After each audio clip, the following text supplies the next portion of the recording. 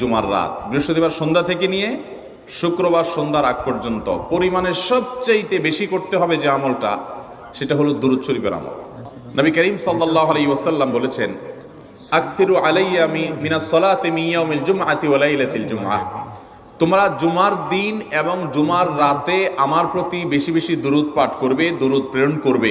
ফাইন্না সালাতাকুম মা'রুদাতুন আলাই, কারণ তোমরা যে দুরূদ পাঠ করো এটা আমার কাছে পেশ করেন আল্লাহর ফেরেশতারা, এবং রীতিমতো নামধাম সহকারে আল্লাহর একদল ফেরেশতা নিয়োজিত আছে। তারা বলেন, আল্লাহ, হে আল্লাহ রাসূল, আপনার অমুক উম্মত, অমুক অনুসারী, আল্লাহর অমুক বান্দা পৃথিবীর অমুক প্রান্ত থেকে, অমুক দেশ থেকে, অমুকের সন্তান, সে আপনার প্রতি দুরূদ পেশ করেছে জুমার দিনে, জুমার রাতে বা অন্য সময়ে। এটা নবী করিম সাল্লাল্লাহু আলাইহি ওয়াসাল্লামের কাছে রিপোর্ট দেওয়া হয় আল্লাহর নিযুক্ত ফেরেশতাদের মাধ্যমে।